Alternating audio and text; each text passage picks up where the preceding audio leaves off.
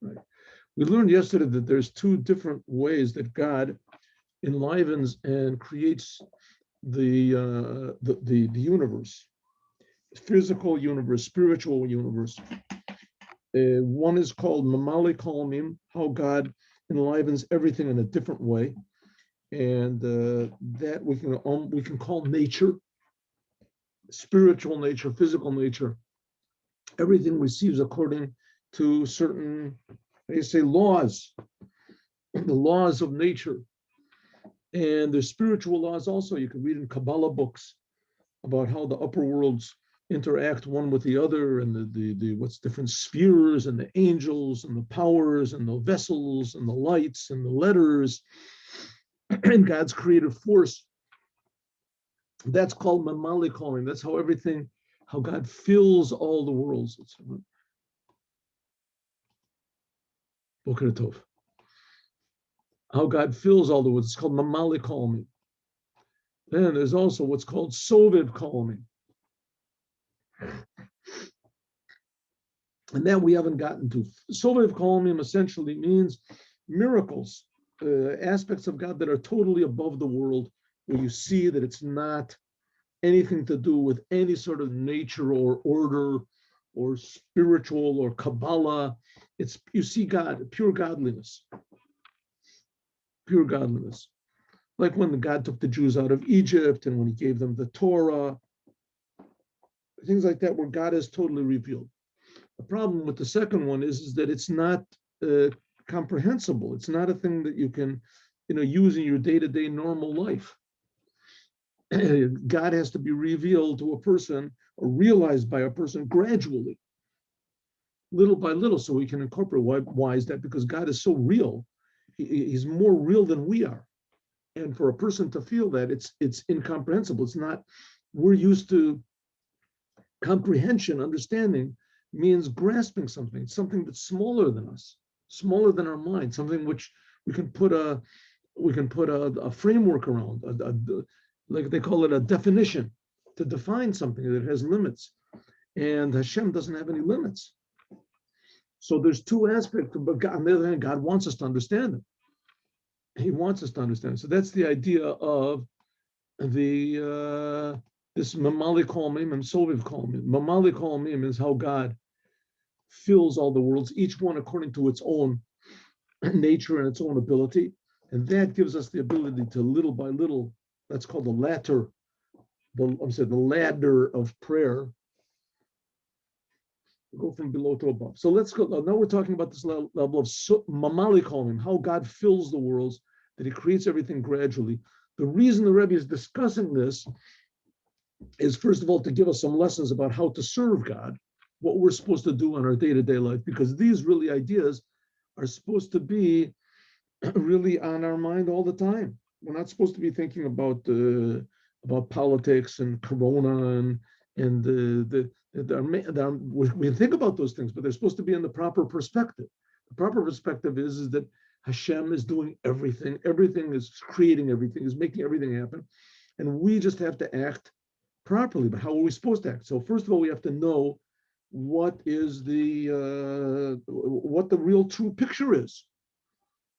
Like we said before, Tikkun Olam, you want to fix up the world, you have to know how the world is supposed to be. You have to know what's going on here.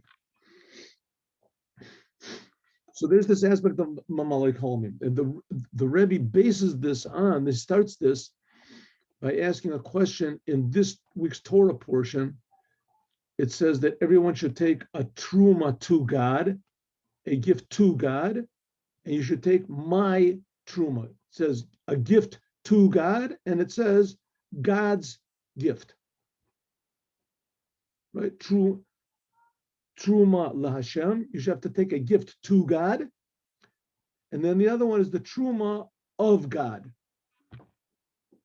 There's a gift to God, or a gift, so to speak, the gift of God. We can even look at it that one of them is going to God and the other one is coming from God, but that's not what it says. It says you have to bring this gift to God, and you have to take this gift to God, and you have to bring the gift of God. So what's it mean? I mean, we can make all sorts of, guesses what it is, but let's see how the Rebbe understands it, because he understands it in a true way. So we said there's two different aspects of God. One aspect of God is called how God fills all the worlds, and that's what we're talking about now. And we gave an example.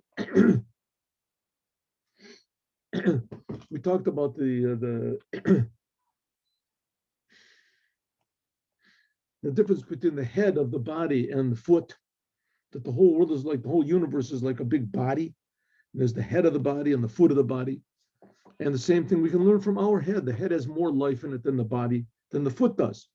But the foot also has a certain advantage, that the foot can walk and the foot can be mobile and the foot can work. But nevertheless, the head has more consciousness, humanness revealed in it, more life revealed in the head than in the foot. So that's something like that is the world. There's higher levels and lower levels.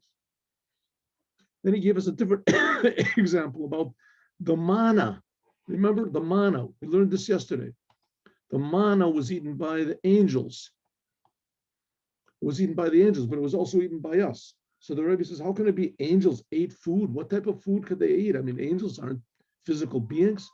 What do they mean? So it said, well, the manna really on its way down to this world to become physicalized, the manna fell for the Jews 40 years, right? They ate it. Where did it come from? From some tremendously high spiritual level. Well, on the way, when it was becoming less and less spiritual, then it became food for the angels. And like the question was, what do the angels eat now? It seems that they're also eating the same thing. Whatever it is, just doesn't fall after the Jews came into Israel, so the manna didn't fall down for them. But it could be that it fell still falling from the angels. However it is, that's the way that we see, though, then, that this manna became from a very, very high source, and then it came down and became more sort of materialized to a lower and lower spiritual level, to the point where the angels could eat. And then it finally came down to us. That's an example of this mamalik halamim, of how God fills the world. Different worlds get different revelations. Let's get another example of this mamalik halamim, how God fills the worlds. And then we're going to get to the thing of how God surrounds the worlds. That's a different aspect of God. And there's only one God. God is only one, but this is two different aspects of how God creates and enlivens the world. One is in a, so to speak, normal way, and the other one is in a miraculous way. Let's see. And we also can understand what it says in Parsha Shalach. Parsha Shalach, if you remember, that was the part of the story of the Moses sending the Jews into Egypt, sending the Jews into Israel, and the Jews refusing to go. Right? The Jews came out of Egypt, and Moses sent them to go into the land of Israel, and they refused to go. Okay, that's not the point of this mimer. That's not the point of this mimer. But when Moses sent the Jews into Israel, so first of all, he sent a group of scouts to scout out the place, surveyors, that they were supposed to go and survey the land and see what it's like and what's the best way to attack and to what the people are like, and etc.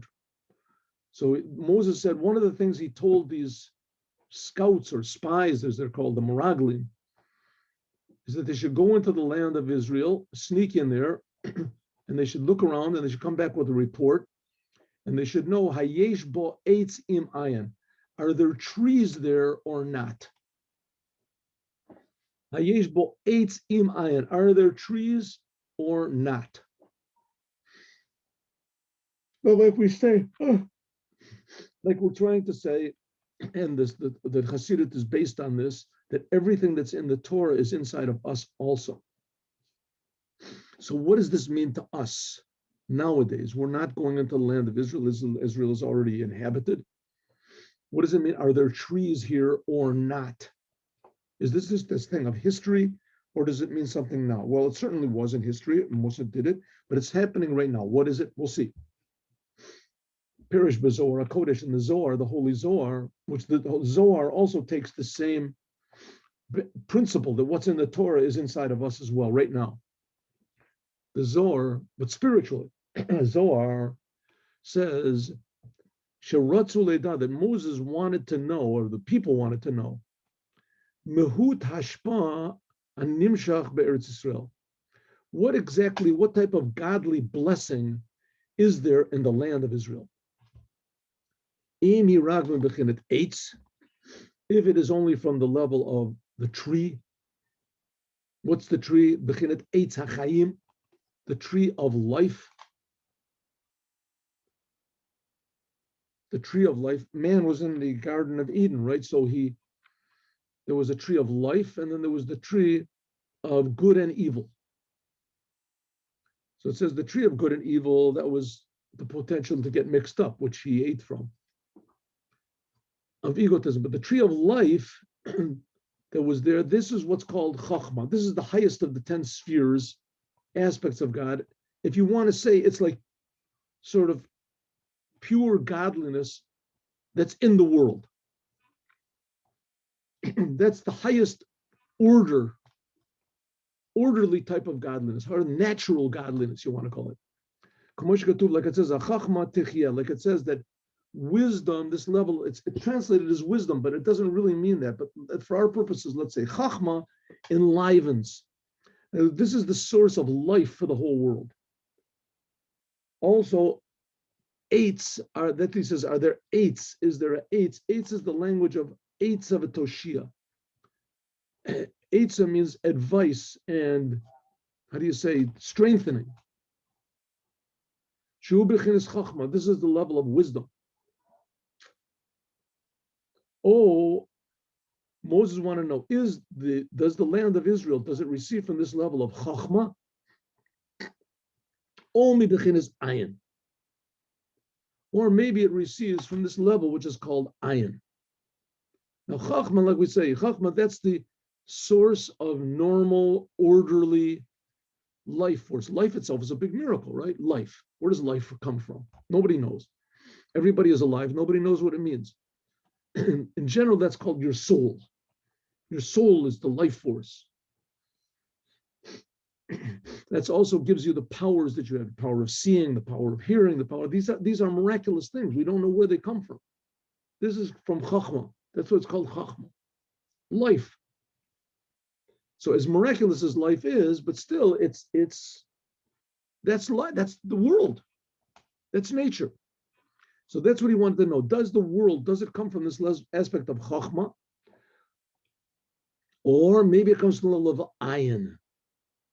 That's what it's Hayesh bo eitz. Does it come from eitz? In other words, is the life of Israel, is the life force that's in Israel, the blessing there, is it normal? Is it normal? Let's say it's very good, but it's normal. Or ayin. Or maybe it's ayin. What does it mean, ayin?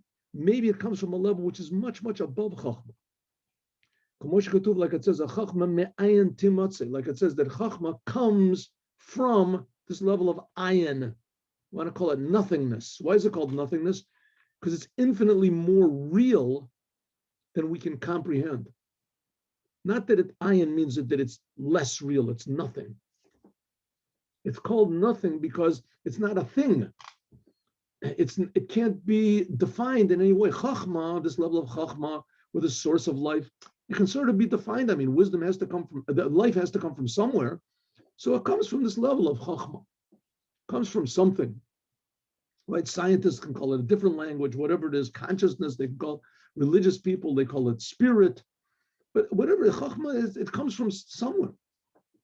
Something you can say, Chachma is like a thing almost. It's almost, but this level of ayin, that's the source from which everything comes, which is above understanding. It's above comprehension.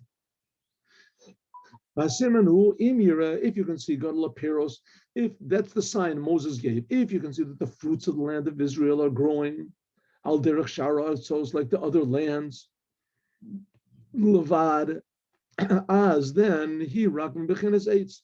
If you see that the fruits of the land of Israel are like very good, they're very nice, but they're like everywhere other place. So the fruits are a little bit bigger, they're a little bit more tasty. Then you know that Eretz Israel is a normal land. It's blessed by God, very nice. Like it says, everything is made with chachma. Everything in the world is filled with God's possessions. That the whole entire world, and everything in it, everything comes from this level of chachma. And that's called Bereshit. Chochmata. True, the world is a big miracle, but everything in the world is a miracle. Right? It's a miracle to be in Chicago, and it's a miracle to be in, to be in France, and it's a miracle to be in Israel. It's better to be here. But Moses said, but if you see the land of Israel is growing things like everywhere, it's just very fertile and very nice, very nice. That means that the land of Israel is receiving a blessing like a normal place. But if you see that the fruits are incomparably greater than any other place, incomparable to any other places. Like it's mentioned in the end of Maseches Ketuvos, there's also this place, these are the pears Ganusar, it says that they're so tasty and that they're so unusual, incomparable, miraculously good. As then you can understand Shashpa Lasham that comes from there. Nimshach comes from ayin, which ayin is above the chachma. Shemisham, that from there is drawn an incredible, not normal growing shalo al yadet tzimtzum, that is not by means of tzimtzum. It's like as much godliness as you can pack into a pear or into a peach, right? That's what it was. They're incomparably great. And it says that the spies, when they came back, said that the grapes were so big that it took like two of them to carry a whole huge thing. It was, who knows how much it would weigh, 500 pounds out of it. So in other words, there were grapes, there were fruits, but the fruits were something, as far as I know, that's never been in history, exactly the opposite. You go to America, they have these huge, it's true that they do it by injecting them with something. They have these huge apples and oranges and things like that. Israel, they're very tasty. The fact is, they're very tasty, but they still import a lot of fruits in Israel. So the fruits in Israel, good, they're very nice, but it's nothing miraculous. You don't see godliness in the fruits. And that's what Moshe said. Go and see, is everything coming in the world, is it being by means of mamalik halmim? In other words, it's big and nice and wonderful, the blessing, or is it soviv halmim? Soviv means it's just, how do you say, freaky. It's not normal. Hari moving, so it's understood also that even in the physical world, nimsha can be enclosed, this level of ayin, which is above even the level of chachma, even above the what's called the tree of life. The eichu, how can this be? Ella, but vadai, certainly al yadei shtalshlus madregos rabos, it has to be that it comes by means of many, many levels. At Enkates, Rakshamikom, Malubish, Bazem, Mamish, there is in this from the level of ayin. Something like the manna. Now, the manna was in the physical world, but it was not physical. So, if so, this is not the level of Soviv Kolomim yet. This is how the world, right, this infinite godliness comes into a peach. Come on, that's godliness. Should be in the holy of holies that you could take the fruits, you could eat them. But it was just that they were so incredibly big in Canaan. If so, from all this we can understand what mamalik halmim is, what it means, how God fills the worlds. Shashpa nimshach mirum amilos, from the highest of highest levels. Raksha nimshach, but it's drawn down in a way, bakal olam, in the whole world, bakal nivra, according to its way.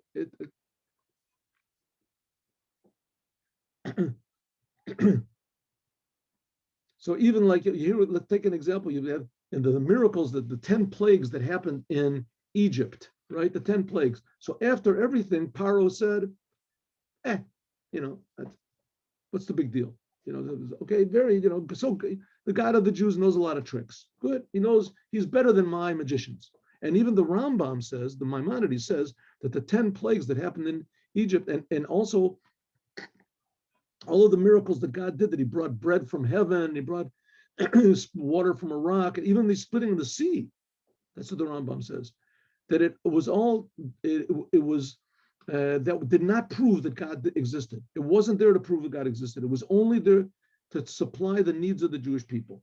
The Jewish people needed bread, there came bread, the bread from heaven. They needed water, came water from a rock. Right? It was not the, see, now you can see that God exists because there's bread falling from heaven every day. This is an aspect of Mamalik Holmim that some way can be translated into being nature. Even the Alter Rebbe in the Tanya says, even the splitting of the Yam Suf, the splitting of the sea, it really wasn't in a way that big of a miracle. Because what did God do? He just transformed water into a wall. It says that the water stood up like a wall. It just changed the nature of water so that it became like a solid. It stood up like a wall. And so, in other words, it somehow or other fit into nature. The giving of the Torah, that was something totally different. The giving of the Torah, that was pure godliness. We'll see it. We'll talk about that. We'll talk about this. Nevertheless, all of this is talking about what's called Mamalik Holomim, how God fills all of the worlds. Every world receives according to his Dom Sameach. Just one moment, please. One moment, one shniya. Good. Okay, so this was all what we call Memalik Holomim, how God fills all of the worlds. In other words, there are things, nature, super nature, incredible nature, increased nature, improved nature, but it's all, so to speak, nature. And like I said, even the splitting of the sea, like I was talking about the Rambam says that all the miracles that God did was not to prove God's existence. How did the Jews know that really that it was God doing it? What was the proof? When God called to Moshe on Mount Sinai. That's what the Rambam says. But that was a different, okay, now that was called Mamalik Holomim. Now we're going to talk about Soviv Holomim. This Soviv Holomim is, so to speak, pure godliness. And this is going to answer our questions about taking a gift to God and the gift of God. We'll see. This aspect of God, which is called that it surrounds all the worlds. This is godliness. It's not in the worlds at all. It's not in the world. When we say that God surrounds the worlds, it doesn't mean he surrounds it in place. Soviv milamayla. It doesn't mean that he's like this big sphere of godliness which is above, that it's a plane of consciousness or plane of reality. No, it's a totally different sort of, being, if you want to call it, the source of all being. That's why I say a lot of times that God doesn't really exist. He creates all existence. Let's see. And that he creates all existence, that's like nothing for him. That's a small change. But it's a step to recognize the incomprehensibility of what God is. And we can't forget the fact that in the end, God is creating us and he cares what we do. And he gave the Torah. So he's involved in every plant and every bug and every mineral and every human and every animal. God cares about everything. Right? It says, you enliven everything. And God creates everything. But still, the essence of God is so incomprehensible. The word incomprehensible is ridiculous to use. Because incomprehensible seems to mean that maybe you could understand it. But it's just, we can't. Like, can you understand the color green? Right? You can understand the color green. So, it's a certain vibration of this, it's not red, it's not yellow. But to understand the essence of God, we're talking about the source of all reality. And that the fact that God is the source of all reality, that's just like nothing. That's like, we're going to see God's kingship. We'll see.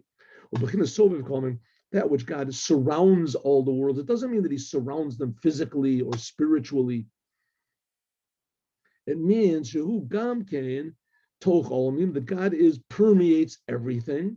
There's nothing outside of him. Ela she'enu mislabish bahem. He's just not defined by the worlds.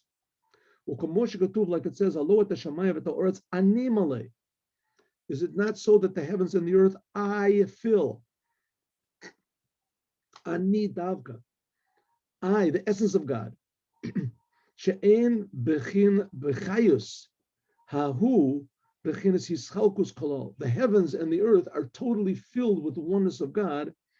Ani rishon, ani achron. God is first, God is last. Maybe we can say in a way that sort of brings it a little bit to our understanding, that we can say this is the aspect of everything in the world that it exists. Things exist, right? Does the world exist? Yes. Does a plant exist? Animals exist? Do angels exist? Do spiritual levels exist? In the Kabbalah books, it talks about these spheres of God. Do they exist? Yes. Well, that aspect of existence without differentiation, not that this is a spiritual existence, this is an animal, this is a plant, this is this, that aspect of existence, that's how God is equal in everything. If a thing partakes of existence, then that's an example, sort of Soviet Kolmim. We're not talking about the matter of it, or the nature of it, or the definition of it, or how it's different from anything else. It's just the fact of existence. Where does it come from? And this, by the way, is a very big problem in philosophy, that the philosophers are just totally, nowhere, they're nowhere even near. What is keeping everything in existence? So some of them say, well, it's just our consciousness. It's just, doesn't really exist. It's just our consciousness. There's all these, there is no world, and forget about it. There's just the spiritual worlds, and this world is. But what is keeping everything in existence now? Now we're not talking about who created the world back then, 5,000 years ago, 5 trillion years ago. Who's creating the world right now? How is it existing? What is the basic building block of the world, and where does that come from? What the building block of the world is spirit. So where does spirit come from? It's atoms, it's energy. Where does that come from? Where do the black holes come from? What is making all existence? And so he says, well, that's a little bit, that's sort of like the aspect of Soviv Kolmi.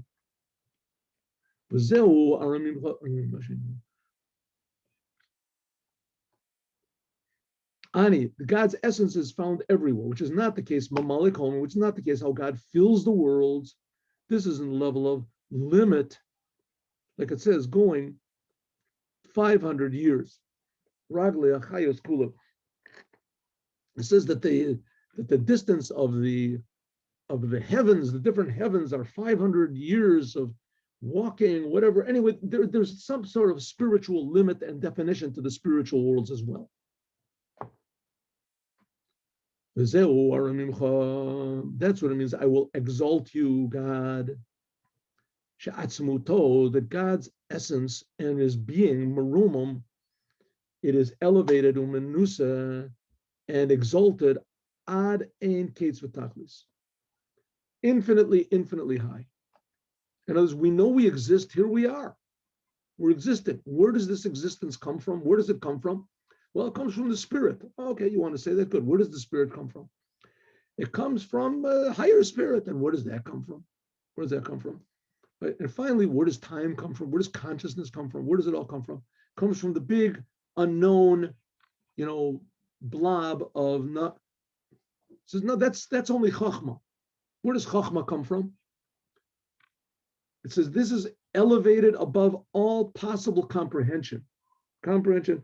The Alter Rebbe brings in the Tanya that saying that I can't understand God is something like saying I can't grab with my hands a mathematics.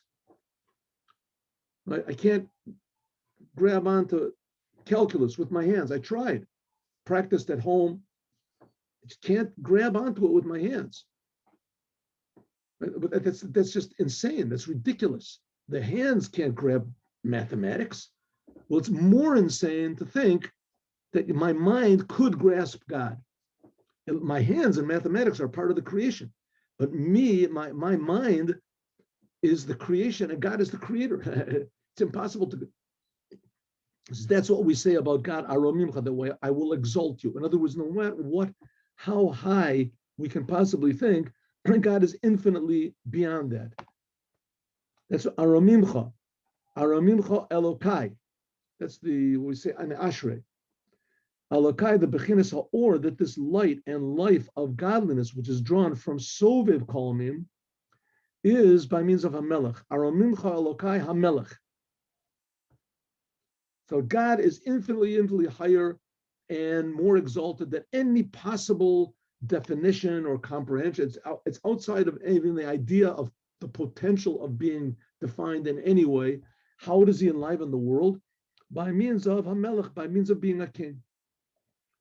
There's the king, Shamo Nikra Aleim. And the king, he doesn't really enliven the world. The king doesn't really deal with the country. He puts out his name. He writes proclamations. He doesn't go around in the streets and say, hey, you clean up your front yard and you join the army. He issues proclamations. It's a Melech Shemo, just the name of the king is called. The same thing with God. God is infinitely higher than the world. How does he enliven the world? By being a king. And even this aspect of being a king, this is not also comprehensible to us.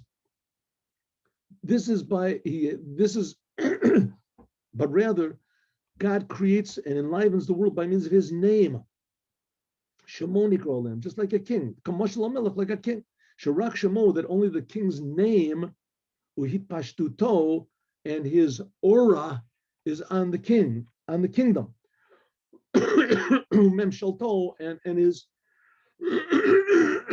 country, his rulership. That's what comes from this aspect of Soviv Kolmim. Liot Bechinas Melech, to be a king, Melech, Malkim, Melech, Malchut Cham, Malchut Kol Olamim. To be this aspect of God's kingship is the kingship of all the worlds. That's this. So the Soviv Kolmim is the source of this level of a Mamali Kolmim that fills and enlivens and creates all the worlds. This is by means of the Jews. That's the idea of the Jews. The Jews are put into the world in order to make this blessing come into the world. Like it says, Ein Melech Balo Am. God wants to be a king. As a king has to have a people. And so now we're getting personal. That the God creates the world and he creates the giraffes and he creates the animals and the fish and he creates the stars and the angels. That's like an automatic process. But as soon as God created man, so everything started to become different. Then it depends on us. But David, Omar, that's what King David said. This is we say Ashrei. This is we say it, Psalm 145. He said this because for the sake of all the Jewish people, he represented all the Jews. That exalting God, this is by means of Hamelech, by means of the fact that God is a king. Now the Rebbe is going to explain a little bit. Well, Pirish Enyan Hu, the Bechinas Soviv Kolmim. This is a drawing down of godliness of Ein Sof, which is drawn to be Misnase al Olamos. Okay, now we have to understand something. This aspect of Soviv Kolmim is just an aspect of godliness. This is what we're talking about, that God is above the worlds and he creates the world. He's far above even creating the world, the Soviv Kolmim. This is only an aspect of God. This is not the essence of God. The essence of God somehow or other is connected with the Jewish people and with the Torah.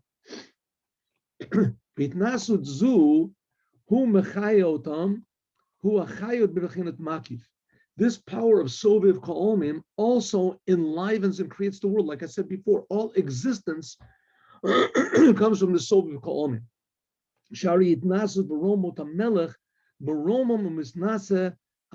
Because the king himself that we're going to say this is a metaphor for the Soviv column, the king himself. The king himself is exalted on his people. This is not being drawn into their inside. Ki'im hu kamo inyan ha'ora. This is just a ray of godliness from the outside. Okay, so here we're talking about now. Now we have to start to understand something. What have we been talking about this whole time? We're talking about God. Don't think that God is like it talks about in the Kabbalah classes and all these whatever, or all these religions.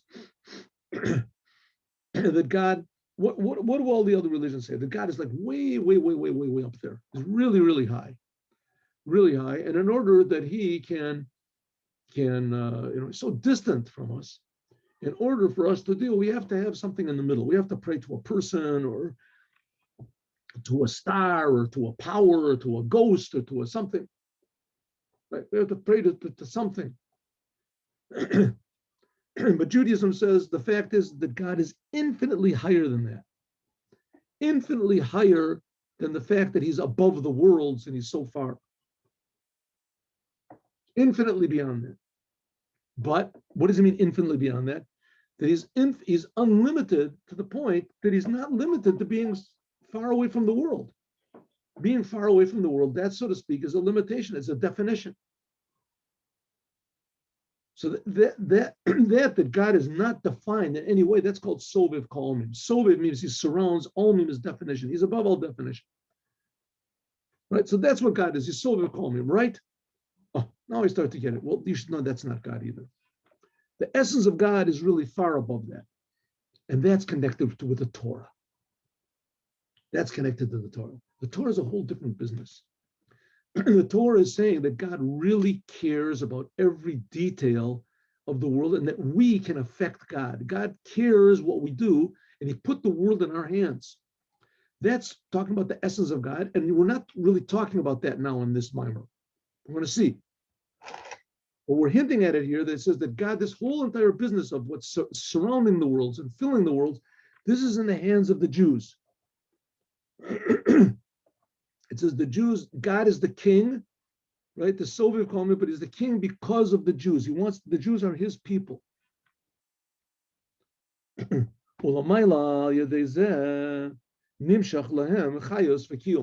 means of this is drawn down to the Jewish people, their life and their existence.